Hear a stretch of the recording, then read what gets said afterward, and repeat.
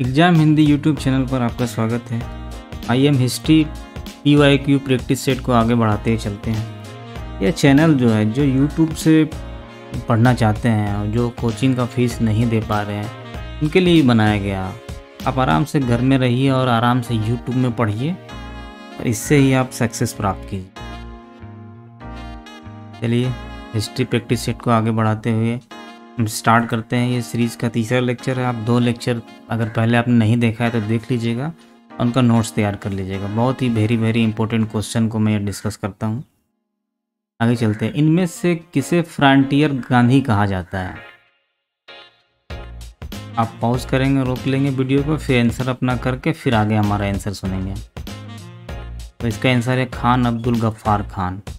इनको सीमांत गांधी भी कहा जाता है। फ्रंटियर गांधी, इनका नाम सीमांत गांधी भी है। क्यों सीमांत गांधी कहा जाता था? क्योंकि इनके जो नीति और विचारों के कारण कहा जाता था। और विभाजन पर भी इसने बोला था कि बहुत ही इंपॉर्टेंट क्वेश्चन है जो बार बार आता है कि कांग्रेस नेतृत्व ने आंदोलन को भेड़ियों के आगे फेंक दिया था। यानी जो मुस्लिम लीग थी, जो के कारण बंटवारा हुआ था, उसी के ऊपर वो आक्रोश व्यक्त करते हुए कहते हैं। नेक्स्ट क्वेश्चन क्या है? रिंग फेंस नीति का संबंध इनमें से किससे है? Warren Hasting. वारेन हेस्टिंग जो थे वो रिंग फेंस के इन्होंने नीति बनाया था। और उन्होंने क्या करते थे, वो सब जो साम्राज्य थे ना, उसको चारों तरफ से युद्ध में फंसाए रखते थे। इधर से उधर से, कहीं ना कहीं इधर उधर से, कि चारों तरफ से अपना राजनीतिक संबंध बनाते थे। जिनको हड़पना होता था, जैसे किसी को कमज़ोर करना है तो चारों तरफ से उनको समझौता कर लिया, इस राज्य से, इस राज्य से, इस राज्य से, इस राज्य से, ऑटोमेटिक ये कमज़ोर हो जाता था। नेक्स्ट क्वेश्चन चलते हैं। The age of consent act किस वर्ष पारित हुआ था? इसका आंसर है बी। ये जो एज ऑफ कंसेंट एक्ट है, SS बंगाली के प्रयासों से हुआ था।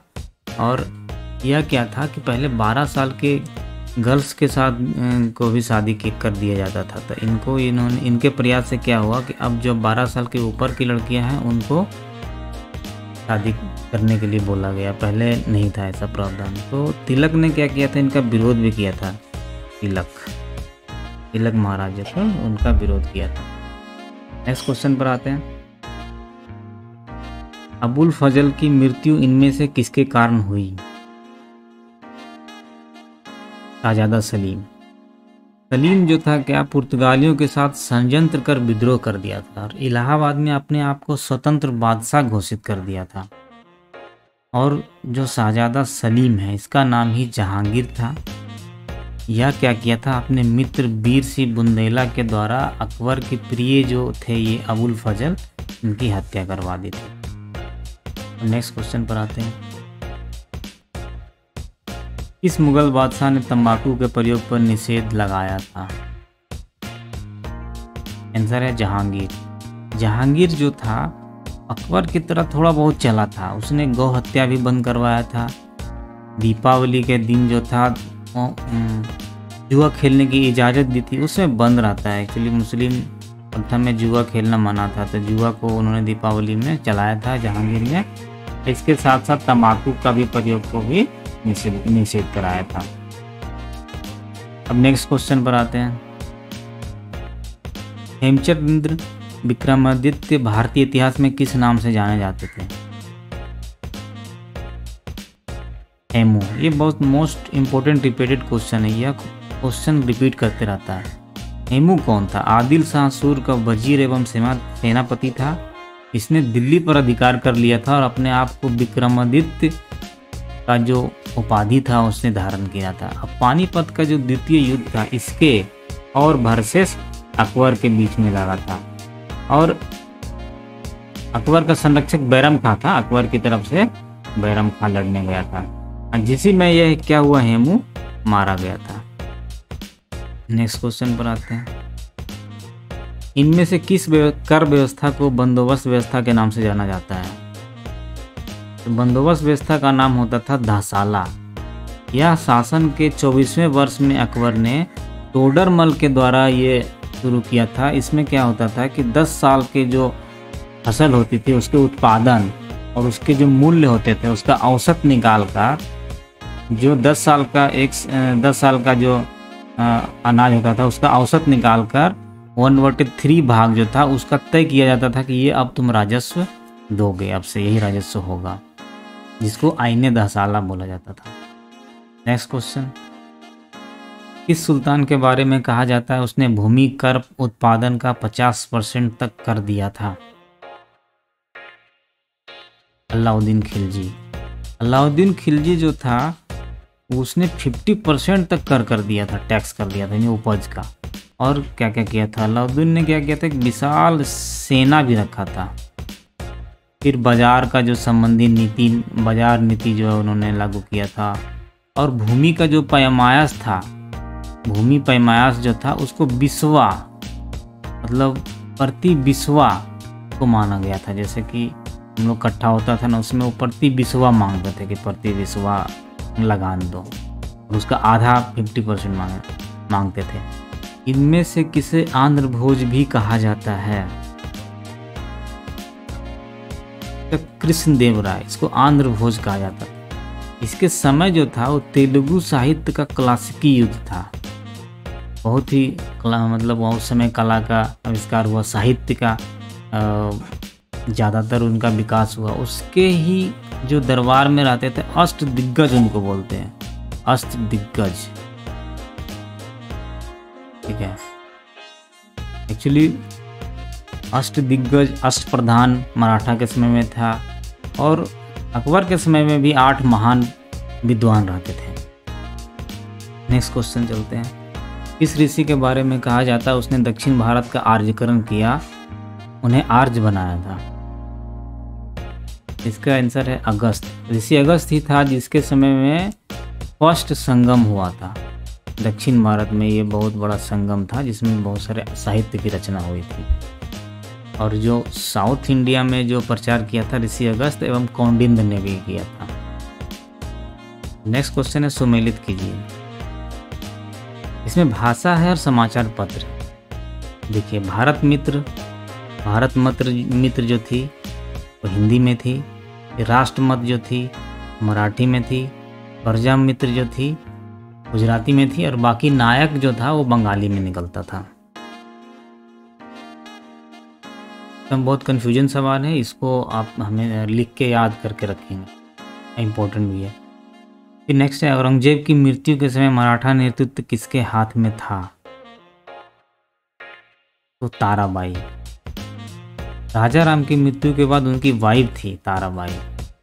ताराबाई जो है अपने 4 वर्षीय पुत्र शिवाजी द्वितीय को बनाया था, लेकिन फिर बाद में इन्होंने अपने हाथ में शासन संभाल कर वही मेन इनको ही शासक बोला था, ताराबाई। अशोक का 3 तुरमय राजा कहाँ का था? 3 तुरमय राजा जो था अशोक का मिस्र का था। अंतियोक, जिसको सीरियाई राजा कहते थे, इसको अंतियोक कहा जाता था। फिर तुरमय जो था ये मिस्र का नरेश था। मग जो था एपिरस का था। अलिक समुंदर जो था वो सीरीन का था। यह सब व्याख्या वाले पार्ट में PDF में आप डाउनलोड करके उसमें देख लेंगे आप। लंदन में ब्रिटिश इंडिया कंपनी के गठन के समय भारत का निम्नलिखित में से कौन बादशाह था? जब लंदन में ईस्ट इंडिया कंपनी कब हुई थी? 1599 में। उस समय यहाँ पर जो बादशाह था वो कौन था? यानी अकबर था उस समय। और उस कंपनी का क्या नाम था जो फर्स्ट इंडियन कंपनी थी जो कि व्यापार करने के लिए बनाया गया था? Governor and company of merchant of London trading into the east Indies, इतना लंबा नाम था उसका। नेक्स्ट, इसके सिक्कों पर बगदाद के अंतिम खलीफा का नाम सर्वप्रथम अंकित हुआ था? यह था अलाउद्दीन मसूद शाह। यह जो थे इसके सिक्कों के नाम पर खलीफा का नाम उल्लेख मिलता है। निम्नलिखित कॉलेज में सर्वप्रथम किसकी स्थापना हुई थी? सबसे पहले हिंदू कॉलेज हुआ था। राम मनोहर राय जो थे उसमें आधुनिक शिक्षा के प्रारंभिक प्रचारक में थे, और उनको क्या कहा जाता था? अतीत और भविष्य के मध्य हेतु बोला जाता था। मतलब राम मनोहर राय के प्रयास से ये कॉलेज की स्थापना हुई थी। और डेविड हेयर और अलेक्जेंडर ड्रफ जो थे उन्होंने भी सहायता की थी। नेक्स्ट क्वेश्चन पर आते हैं। सम्मिलित कीजिए है, सूची 1 सूची 2 को मिलाना है। वैदिक नदियां हैं, आधुनिक नाम है।